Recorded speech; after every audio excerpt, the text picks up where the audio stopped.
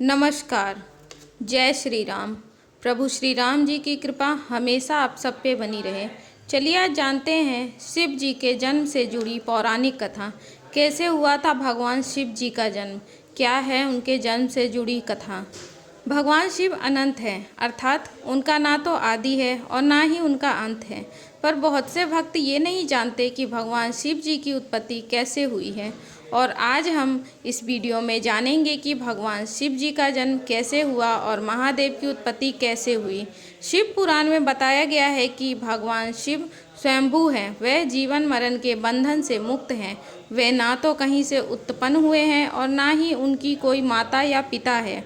भगवान शिव पंच तत्व से भी मुक्त हैं।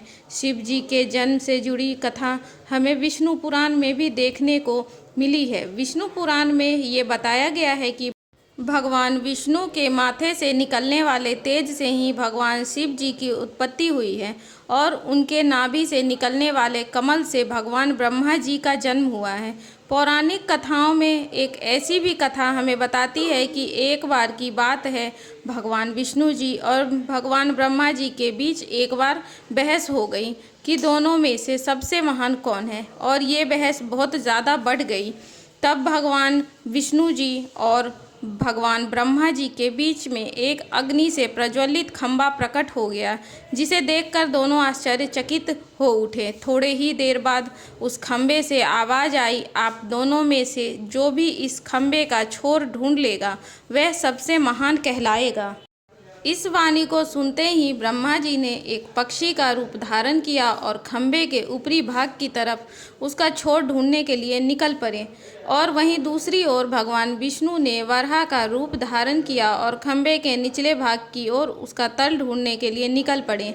उन दोनों ने ही खंभे का छोर ढूंढने की काफ़ी कोशिश की, परंतु असफल रहे। इसके बाद दोनों थक कर अपने वापस उसी जगह पे आ गए। इसके बाद वह अग्नि से प्रज्वलित खंभा भगवान शिव के रूप में बदल गया। ब्रह्मा जी एवं विष्णु जी ने उनके सामने शीश झुकाया और मान लिया कि पूरी सृष्टि में भगवान शंकर जी से महान और शक्तिशाली कोई नहीं है। पुराणों में वर्णित ये खंभा इस बात का परिचालक है कि जिस प्रकार इस खंभे का ना तो कोई आदि था और ना ही कोई अंत है, उसी प्रकार भगवान शिव का भी ना तो कोई आदि है और ना ही कोई अंत है। तो इस प्रकार भगवान शिव के जन्म से संबंधित अनेकों कहानियाँ हैं।